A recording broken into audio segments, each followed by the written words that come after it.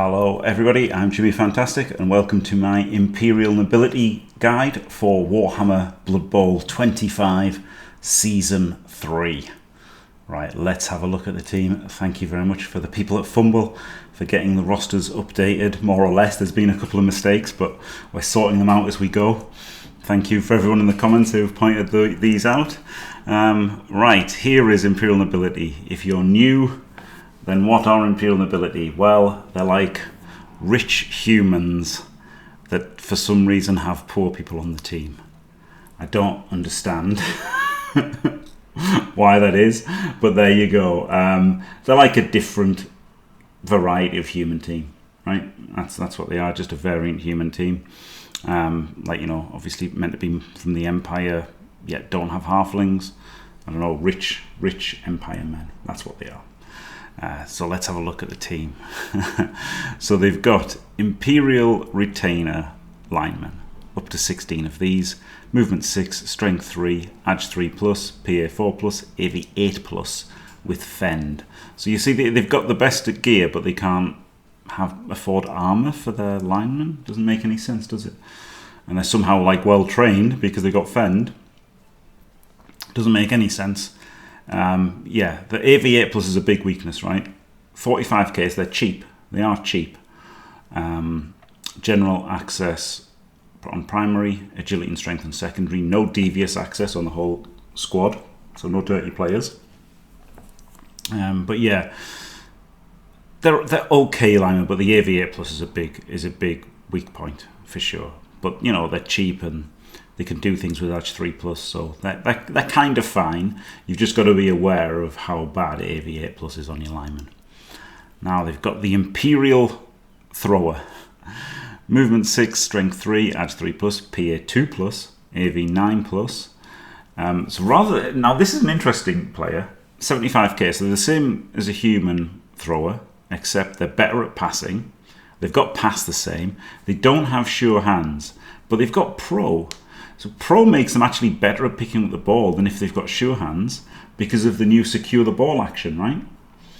The new secure the ball action means they can pick up on a 2+, then use pro to maybe re-roll that 2+, which actually gives them better odds than sure hands. And obviously if you use a team re-roll, it's obviously better. So yeah, interesting. Like sure hands has gone down in value a lot. So pro is actually pretty decent on these throwers. Give and go is the new name for running pass, and now it applies to handoffs. And handoffs is actually one of the times where you'd use it. So it actually got a lot better, this skill. Running pass was terrible, right? Because you would only ever throw a pass at the limit of your range band. It would never make any sense to pass and then move afterwards, right? Very rarely. I mean, there were extremely niche cases, but like mostly if you're making a pass, you're passing to the edge of your range. That's why you're passing, right? Whereas you could go 5 squares and hand off and then have a square left. So yeah, the give and go actually gets a lot better. A lot because it was useless. It's still not good, but you'll sometimes have a use for it now rather than basically never having a use. General and passing, so of course they want leader, and they can have block as well, and then probably stats. Agility and strength and secondary. Bodyguard is the blocker, and these got move busted. 4 of them though. 4 of them's pretty good, but they only movement 5, which sucks quite a bit. Strength 3, Ag 3, PA 4, AV 9, stand firm and wrestle. I mean, they're pretty good skills, right? Really annoying to deal with. 85k is pretty expensive, but like they're pretty annoying to deal with stand firm and wrestle. Now the thing is, they've got general and strength access on primaries, so that gives them guard, right? So really you just want guard on them. That's the only skill you want on them, but it's 30k instead of 20. But you can have 4 of them, and other people are going to not have 4 as much, right? Because they're paying more for the guard, and there's less positionals around. So actually having 4 guard players on your team is pretty decent. So yeah, I think they just want guard, then stats. Is really all they're going to take. Yeah, not bad players at all. Then you've got the Noble Blitzer. This is an interesting one. He's 90k. I mean, he's not as good as the human Blitzer now. The human Blitzer looks great. 73349, so same stats. Block. And then instead of tackle, he's got catch and pro, which, you know, isn't as good and is more expensive. But I say it's not as good. Sometimes you want to hand off to them, and they've got catch for that. And while tackle is great, you know, it's great having it so that you can instantly get Mighty Blow on a human team. You can go instantly Mighty Blow tackle. These guys have got Pro, which is kind of like tackle, right? You can sometimes re-roll the dice. It's really poor man's tackle. You'll get more knockdowns in a normal game with Pro because, you know, most people don't have dodge. So Pro's like generically useful. But what's key on this is they've only got general and agility. They only get secondary on a they only get strength on a secondary, so that's the big difference between them and human blitzers. So really, are there any skills noble blitzers want? Hit and run? Dodge? I went hit and run before dodge. That's how good hit and run is, by the way. So yeah, dodge, hit and run, and then stats. That's all they want. For progression, then we've got the Ogre, 5/5, 4/5, 10. We've seen a few ogres now. 3+ loner, same as the human one. Pretty decent player, right? 140k expensive, but strength 5, mighty blow. Doesn't have throw teammate, you know, in that there's nobody to throw. That's the weakness here, I guess.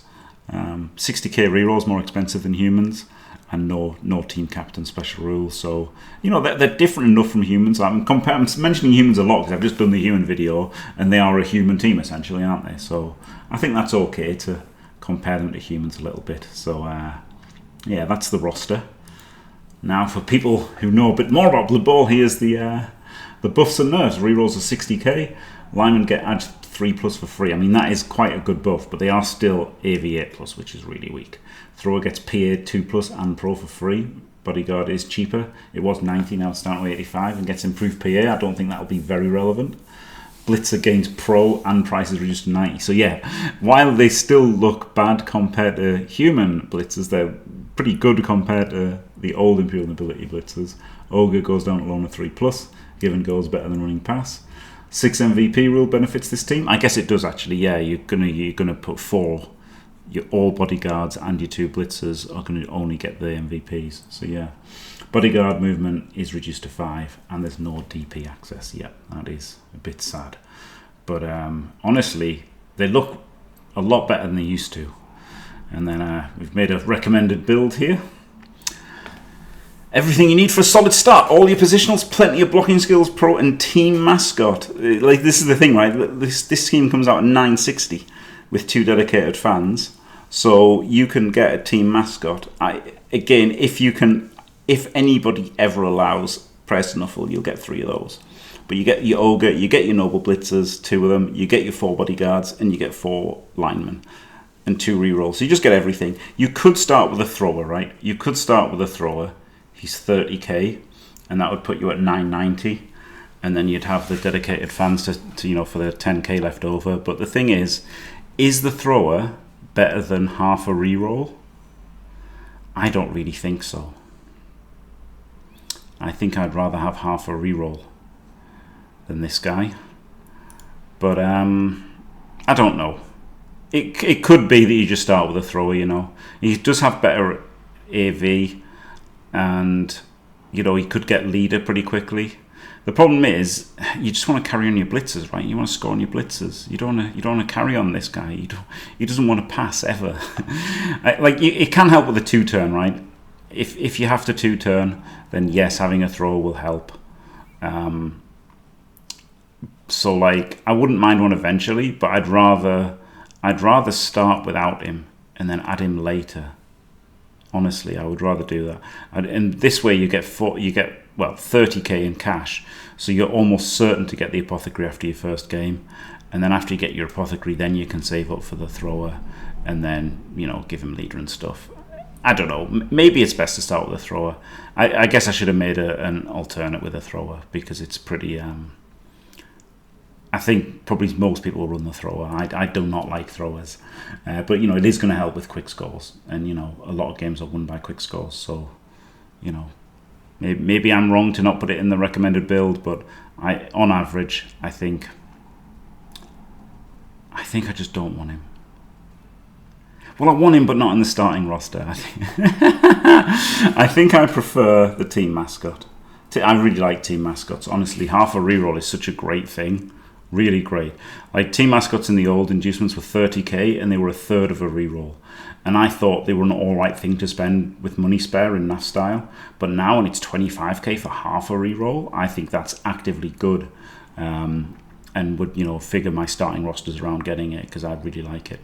And yeah, I mean, if your league allows Prayer Snuffle, then there's no doubt that this is better than the thrower build, right? There's just no doubt. You take Prayer Snuffle every single game if they're allowed. So anyway, that is the Imperial Nobility Guide. Nobs OP. Thanks for watching, everybody. They actually are now. Actually pretty decent. Not OP, but they're pretty decent.